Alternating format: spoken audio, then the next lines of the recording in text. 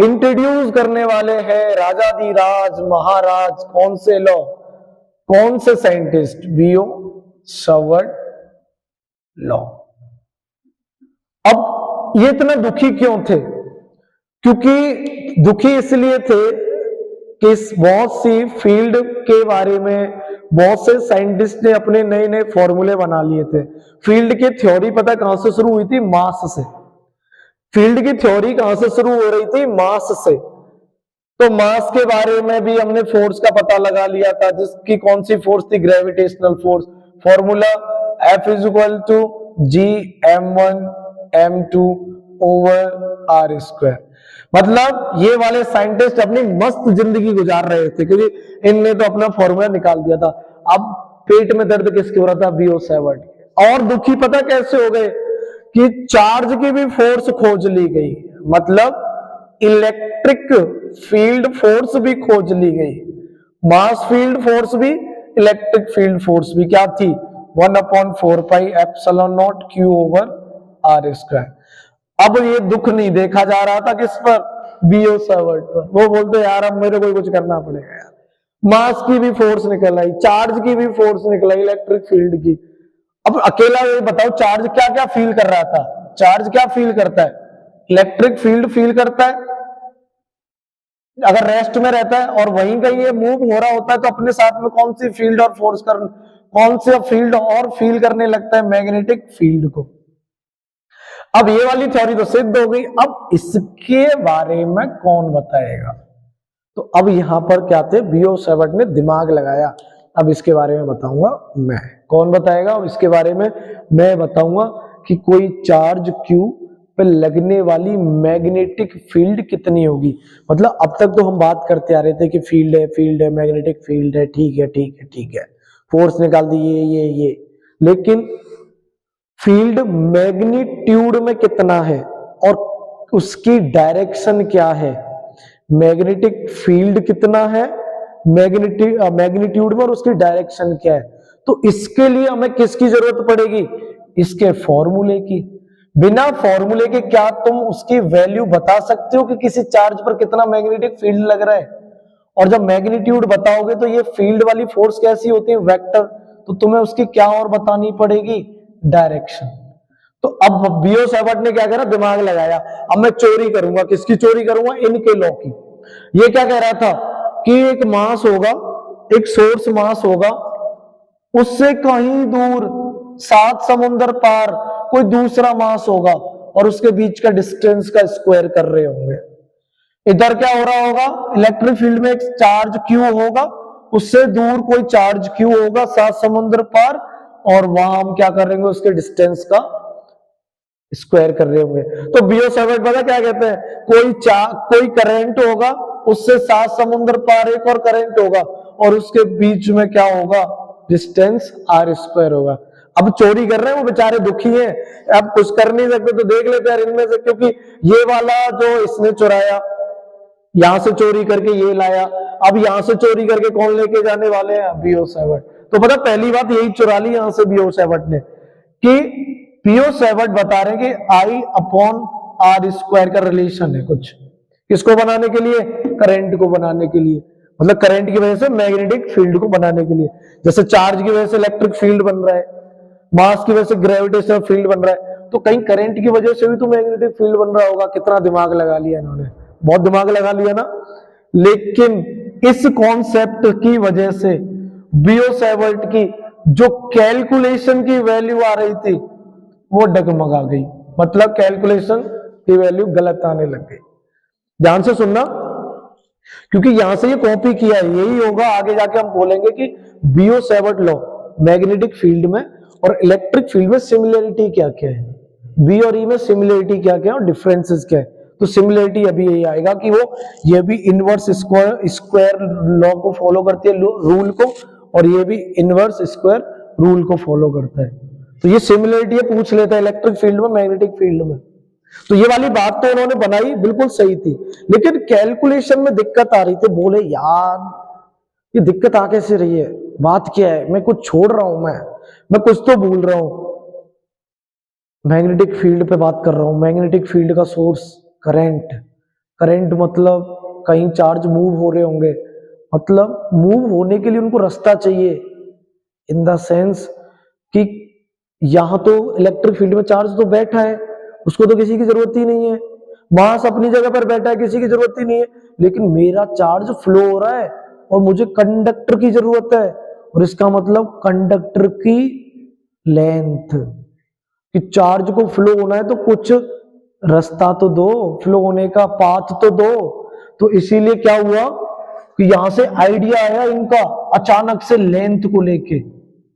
क्या लेंथ को लेके आइडिया आया कि मैग्नेटिक जो फील्ड बन रहा है वो हम अपन ये समझ रहे थे कि वो किसकी वजह से बन रहा है, सिर्फ मूविंग चार्ज की वजह से, लेकिन यहां से हमें पता चला कि मूविंग चार्ज अगर करंट प्रोड्यूस कर रहा है तो तुम ये बताओ क्या करंट को फ्लो कराने के लिए कोई थोड़ी सी जगह नहीं दोगे, क्या कोई कंडक्टर नहीं दोगे? तो जब कंडक्टर दोगे तो क्या उस कंडक्टर की लंबाई नहीं होगी? लंबाई होगी, मींस कि मैग्नेटिक फील्ड रेस्पॉन्सिबल होगा आई और एल पर। किस पर रेस्पॉन्सिबल होगा? आई मल्टीप्लाई बाय एल। यही बनेगा हमारा क्या? Current element. क्या बनेगा ये? हमारा करंट एलिमेंट। अब तुम सोचो मैंने लेंथ नहीं दी, कुछ भी लेंथ नहीं दी, अब फ्लो करा के दिखाना चार्ज को, कहां फ्लो होगा? तो लेंथ तो देनी पड़ेगी भाई, तभी तो वो फ्लो होगा। अब पता है आइडिया क्यों आया था इनके दिमाग में लेंथ का? कि लेंथ बदलने पर, जैसे मैंने ये वायर ऐसे रख दिया, अब इस पॉइंट पर मैंने मैग्नेटिक फील्ड को फाइंड किया, कुछ आया, मैंने ऐसे इसकी लेंथ को ऐसे कर दिया, अब कुछ और आ रहा है इसी पॉइंट पर, ऐसे कर दिया कुछ और आ रहा है, ऐसे कर दिया कुछ और आ रहा है, ऐसे कर दी उस वायर की लेंथ, अब कुछ और मैग्नेटिक फील्ड आ रहा है। मतलब मैं लेंथ जैसे जैसे चेंज कर रहा हूं, मेरा इस पॉइंट पर मैग्नेटिक फील्ड क्या हो रहा है? बदल रहा है। तो करंट और लेंथ की वजह से मैग्नेटिक फील्ड डिपेंड हो गए। अब हमने इसको करंट एलिमेंट नाम दिया है ना, तो करंट एलिमेंट होता है वैसे हमारा आईडीएल। आईडीएल क्या कहता है कि मान लो कोई करंट कैरिंग कंडक्टर है जिसके पास में लेंथ एल है। अब तुम कितने वायर के पीछे भागते फिरोगे, कितने लंबे वायर के पीछे भागते फिरोगे? तो आप क्या करते हो, इस पूरे एक छोटे से पूरे बड़े वायर में से एक छोटा सा सेक्शन काट लेते हो। ये कौन सा सेक्शन? हमने नाम दे दिया इसका नाम डीएल। और इसी डीएल में कौन फ्लो हो रहा होगा? आई। और इसी डीएल की वजह से या तो यहां या यहां या यहां क्या बन रहा होगा? कोई मैग्नेटिक फील्ड, कोई मैग्नेटिक फील्ड। तो अब आज से पता क्या याद रखोगे आप? Source of magnetic field is charge नहीं, करंट नहीं, करंट एलिमेंट। कौन कहलाया जाएगा आज के बाद से? Current element means IDL. कौन कहलाया जाएगा? आईडीएल। तो बियो सेवर्ट के दिमाग में लेंथ को लेके पहली बात आई थी, क्योंकि लेंथ के बदलने से हर एक पॉइंट पर, उस पॉइंट पर क्या हो रहा था? मैग्नेटिक फील्ड भी चेंज हो रहा था। ठीक है ना भाई? अब हमने पूरी लेंथ में से क्या किया? एक छोटी सी एल लेंथ को ले लिया, और इसी एल लेंथ की वजह से मैग्नेटिक फील्ड इस पॉइंट पर, इस पॉइंट पर या इस पॉइंट पर क्या है? यही कैलकुलेशन या यही फॉर्मूला होता है हमारा बियो सेवर्ट लॉ, जिसको हम अभी देखेंगे कि dB equal to mu naught upon 4 pi IDL sine theta upon are square. क्यों ये डीएल आया? डीएल इस वजह से आया क्योंकि करंट है, उसको फ्लो होने के लिए कुछ तो लेंथ चाहिए, और उस लेंथ को डीएल क्यों लिख रहे हैं? इतनी बड़ी लेंथ पे स्टडी करने से अच्छा है पहले एक छोटी सी लेंथ पे निकाल लो अपन। ये आई बात समझ में? अब देखो ये वाली चीज कैसे बन रही है, इतना समझ में आ गया दीपक? क्लियर है ना? ये नाम आ गया तेरा? अब तो वीडियो कोई दिक्कत नहीं है। बोल रहा था कि मेरा नाम मत बताना सर, मैं आप पर पढ़ने तो आता हूँ, आपका मेरा नाम मत लेना क्योंकि विवाद हो जाएगा, क्योंकि भाग के आता है मेरे पास पढ़ने के लिए। अब देखो यहां से क्या हो रहा है, ये सारी चीजें अब हटा दी जाती है कि बियो सेवर्ट लॉ के लिए अब मन माना एक कंडक्टर लिया गया जिसको हम बोल देते हैं आर्बिट्री कंडक्टर। आर्बिट्री कोई एक वायर ले लिया। आर्बिट्री वायर का मतलब क्या है? मनचाहा वायर की कोई शेप और साइज का, या अपने मन से शेप ले ली, अपने मन से साइज ले लिया। जैसे देखो ये ले लिया मैंने, ये कोई लेंथ एल का वायर। अब बियो सेवर्ट लॉ पर मैग्नेटिक फील्ड आप चाहते हो, तो इस वायर के अंदर तुम्हें किसको भेजना पड़ेगा? करंट आई को।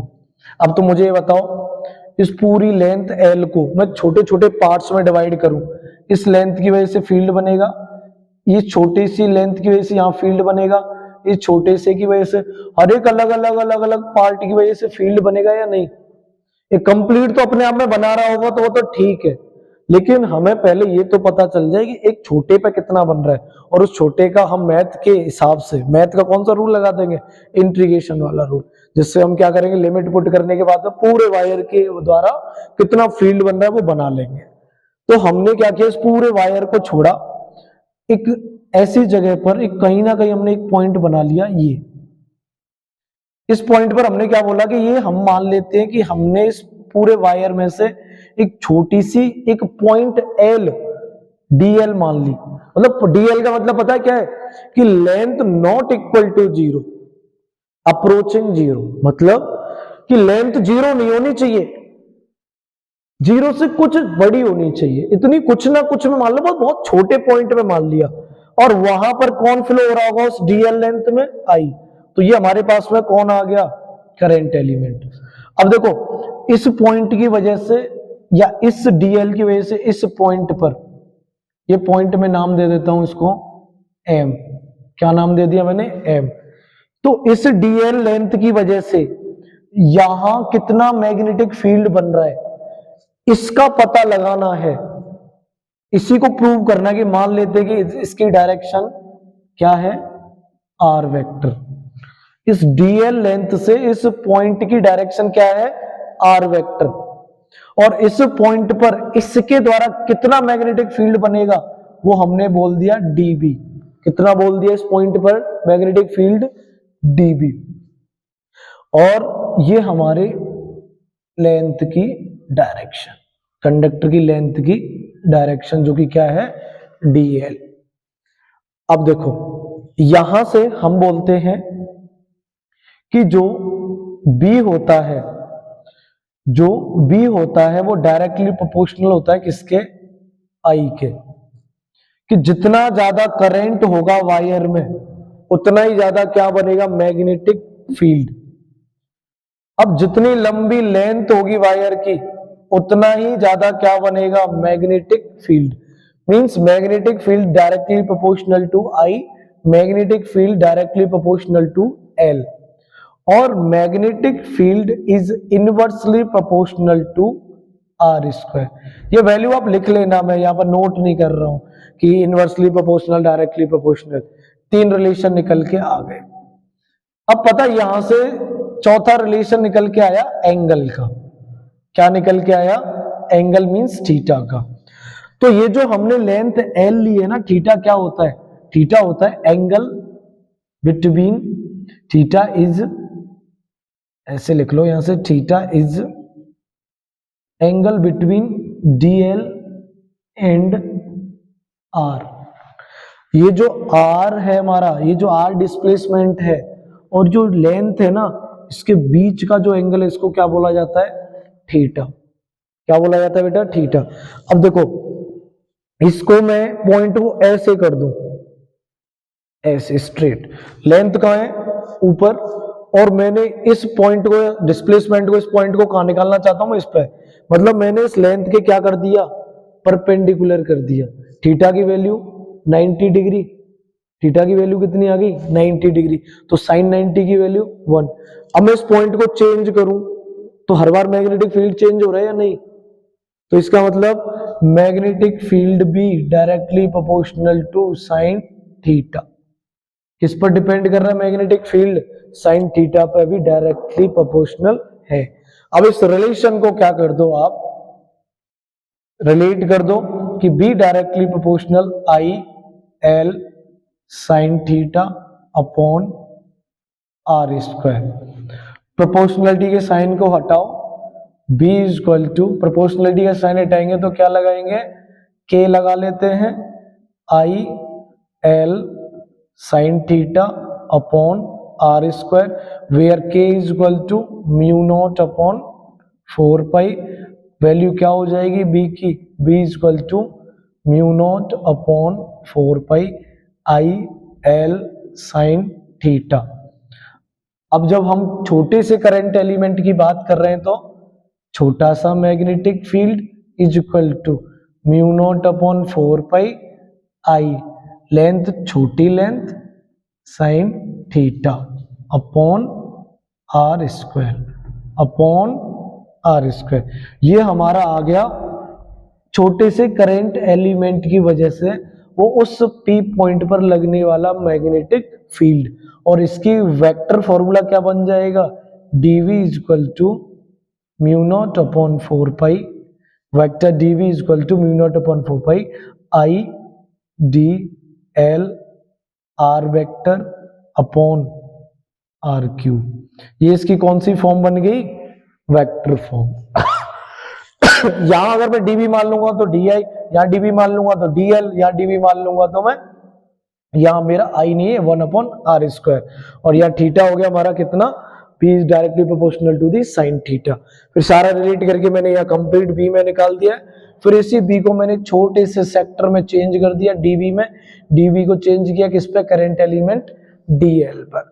तो हमारा इस dl पॉइंट वजह से इस पॉइंट पर लगने वाला जो मैग्नेटिक फील्ड है वो कितना होता है हमारा, ये होता है।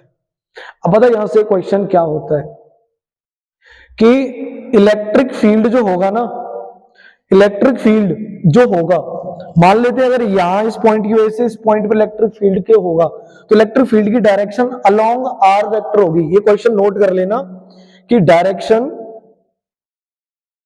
ऑफ इलेक्ट्रिक फील्ड, अब मैंने अलोंग आर वेक्टर कैसे बोल दी, अब जिन बच्चों ने थोड़ा बहुत भी कॉन्सेप्ट पढ़ा है तो उनको समझ में आया होगा, और जिनको नहीं पढ़ा तो उनकी समझ में नहीं आया होगा। अब तुम देखो कि इलेक्ट्रिक फील्ड की डायरेक्शन इस तरफ है, तो इलेक्ट्रिक फील्ड की डायरेक्शन मतलब फोर्स की तरफ, और हमें ये डायरेक्ट डिस्प्लेसमेंट किधर डिनोट कर रहा है, इस डायरेक्शन में, तो इसी डायरेक्शन में हमारा कौन है होगा, ई। भाई फोर्स भी किधर लग रही है, इधर, इलेक्ट्रिक फील्ड भी इधर, तो इसका मतलब इलेक्ट्रिक फील्ड की डायरेक्शन क्या हो जाएगी, अलोंग आर, क्योंकि यहां पर अगर कोई भी चार्ज प्लस क्यू है तो उसकी वजह से चार्ज इधर ही तो भाग रहा होगा, वो किधर भाग रहा होगा, हमने यही तो एंगल डिस्प्लेसमेंट दिखाया है, इसी लाइन पे तो भागेगा। तो फिर क्वेश्चन पूछेगा direction of magnetic field, direction of magnetic field. अब तुम मुझे बताओ भाई, बताओ भाई, डायरेक्शन ऑफ मैग्नेटिक फील्ड क्या होगी, इस पॉइंट पर मैग्नेटिक फील्ड होगा इतना, भाई बियो-सावर्ट लॉ ने इस पॉइंट पर लगने वाला मैग्नेटिक फील्ड बता दिया इतना। अब इस पॉइंट पर मैग्नेटिक फील्ड की डायरेक्शन क्या है, इस जगह पर कोई कंडक्टर रखा है या चार्ज रखा है, वो ऐसे भागेगा, ऐसे जाएगा, नीचे जाएगा या अंदर की तरफ जाएगा, इसको अपन कैसे बताएंगे। तो इसको बताने के लिए यूज किया जाता है राइट हैंड पाम रूल। क्या यूज किया जाता है, राइट हैंड पाम रूल। पता इसमें क्या होता है, ये हमने ले ली राइट हैंड की पाम, ये जो थंब है ना इसको हम रखते हैं in the direction of L, in the direction of L. अब ये जो हमारी पाम होती है इस पाम को रखते हैं हम डिस्प्लेसमेंट वेक्टर की तरफ, हमारा डिस्प्लेसमेंट वेक्टर इधर, डायरेक्शन ऑफ लेंथ इधर। तो पता है डिस्प्लेसमेंट वेक्टर के परपेंडिकुलर होती है direction of magnetic field, displacement vector की डायरेक्शन इधर, तो इसके परपेंडिकुलर मैग्नेटिक फील्ड या तो बाहर की तरफ बनेगा और या फिर ऐसे बनेगा, या तो पाम के परपेंडिकुलर ये हो गया या फिर पाम के परपेंडिकुलर ये वाली चीज हो गई। तो हम पता कौन सी तरफ से लेते हैं, हम परपेंडिकुलर लेते हैं इस तरीके से। अब तू बता कि ये जो परपेंडिकुलर लिया है ना, this show the direction of magnetic field. अब किधर होगा, इनवर्ड या आउटवर्ड, पॉइंट किधर जाएगा, अंदर। अब देखो ये लगाओ, this is placed in the direction of dl, palm is placed in the direction of displacement vector। अब ये जो मैंने वेक्टर बनाया, ये जो मैंने परपेंडिकुलर बनाया है, ये क्या बता रहा है कि डिस्प्लेसमेंट वेक्टर के परपेंडिकुलर जो हम ड्रॉ करते हैं वो परपेंडिकुलर हमें किसका आइडिया देता है, डायरेक्शन ऑफ मैग्नेटिक फील्ड के बाद। तो यहां पर ये पॉइंट कहां चला जाएगा, इनवर्ड। ये पॉइंट पर डायरेक्शन कैसी आ जाएगी, इनवर्ड। तो बियो-सैवर्ट ने दोनों बातें प्रूव कर दी।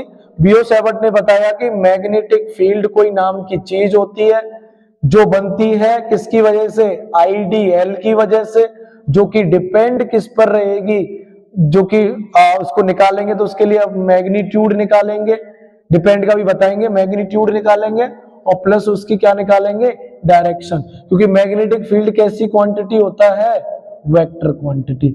तो मैग्नीट्यूड के लिए हमने ये बात प्रूव कर दी और इसके डायरेक्शन के लिए हमने कौन सा रूल लगा दिया, राइट हैंड पाम रूल। तो ये हमने बियो-सैवर्ट के दुख को यहां पर कुछ क्या कर दिया भाई, कम कर दिया। क्या कर दिया, तो थोड़ा सा कम कर दिया हमने यहां पर। अब यहां से देखो चलते चलते एक छोटी सी बात और सुन लो जल्दी जल्दी, कि क्वेश्चन कुछ ये बन जाते हैं, क्वेश्चन कुछ ये बन जाते हैं कि बी और ई में सिमिलरिटीज क्या है, मैग्नेटिक फील्ड और इलेक्ट्रिक फील्ड के फॉर्मूले में सिमिलरिटीज क्या है और डिससिमिलरिटीज क्या है। तो देखो दोनों ही लॉन्ग रेंज फोर्सेस होती है। अब लिख लेना, मैं बस आपको डिनोट करता चल रहा हूं। इलेक्ट्रिक फील्ड भी long range force, magnetic field भी लॉन्ग रेंज फोर्स। दोनों ही फील्ड या दोनों ही फोर्स क्या करते हैं, इनवर्स स्क्वायर रूल को फॉलो करते हैं। किसको फॉलो करते हैं, इनवर्स स्क्वायर रूल को फॉलो करते हैं। डिससिमिलरिटीज की बात करें तो पता है, electric field does not depend on angle. Electric field theta पर डिपेंड नहीं करता, क्योंकि हम तो लाके चार्ज को पटक देते हैं। अब चाहे इधर जाओ चार्ज पे तो कोई मतलब नहीं, क्योंकि लेंथ पे डिपेंड ही नहीं है। लेंथ बदलने पे तो मैग्नेटिक फील्ड बदल रहा था, तो ई थीटा पर डिपेंड नहीं करता। और जबकि बी किस पर डिपेंड कर रहा है, साफ दिखाई दे रहा है किस पर डिपेंड कर रहा है, थीटा पर।